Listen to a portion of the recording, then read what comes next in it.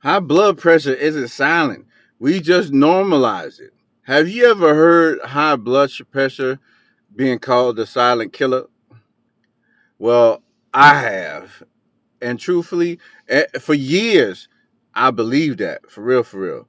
But after almost dying from congestive heart failure at 42 years old, I came to a different understanding. Look, high blood pressure isn't silent, fam. We've just normalized it. Think about it. Like, we've normalized stress, we've normalized poor sleep. What else? We've normalized being overwhelmed. You know, the overconsumption of like energy information. We've normalized exhaustion. You know how many shifts y'all be working. We've normalized emotional suppression. We've normalized working jobs we hate. We even normalized eating food that barely qualifies as food. I mean, we've normalized was that numbing ourselves with alcohol and other things, social media, entertainment, and other distractions. Then one day we end up in the doctor's office and hear the words, your blood pressure is high, right?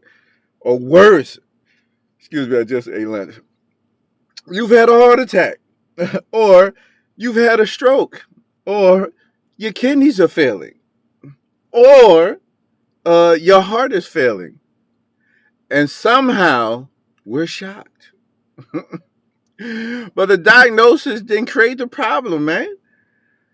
The diagnosis revealed the issue, revealed the problem, if you will. See, when I ended up in the hospital, it wasn't because of one bad day. It wasn't because of one bad meal. It wasn't even because of one stressful week. It was because of years of accumulated habits, emotions, beliefs, behavior, etc., etc. Years of living disconnected from myself. Years of ignoring the warning signs. And that was so loud. Years of calling dysfunction normal. And that's what nobody talks about. The silent killer isn't blood pressure itself. The silent killer is normalization. It's accepting things that shouldn't be normal, fam. Like being tired all the time isn't normal. Being stressed all the time isn't normal. Sleeping sleeping 4 or 5 hours a night isn't normal. Being angry all the time isn't normal. Living in survival mode isn't normal, fam. But when everybody around us is doing the same damn thing, we stop questioning it. It becomes culture. Culture. It becomes routine. It becomes life. Until nobody says, or until everybody says enough, the body said enough on December 28th, 2015, my birthday. And I had barely slept in days. I felt like I was drowning whenever I laid down. Like it was crazy. Like I went to the hospital thinking maybe they give me something, to help me sleep or whatnot. Instead, I found out I had congestive heart failure due to untreated high blood pressure. My ejection fraction was 25%. My kidneys were failing. You feel me? My blood pressure was through the roof. My liver was off bad too. And in that moment, I realized something, fam. The hospital wasn't the beginning of my diagnosis. It was the end result of years of choices, stress, trauma, addiction, emotional neglect, and self abandonment. The diagnosis had been developing long before the diagnosis.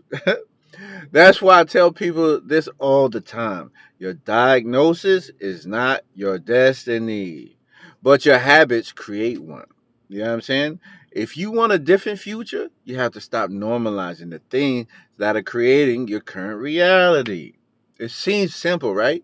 Not just the food, not just the alcohol, and not just the stress. You feel me?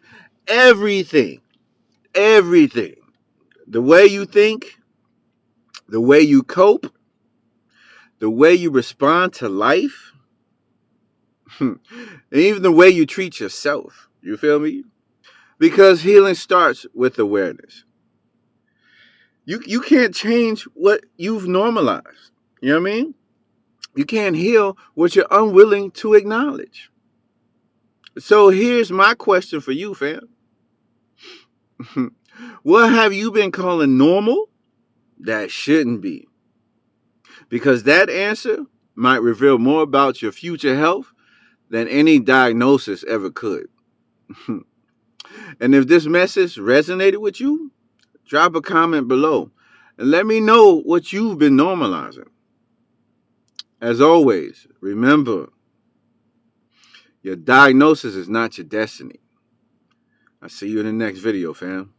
Peace.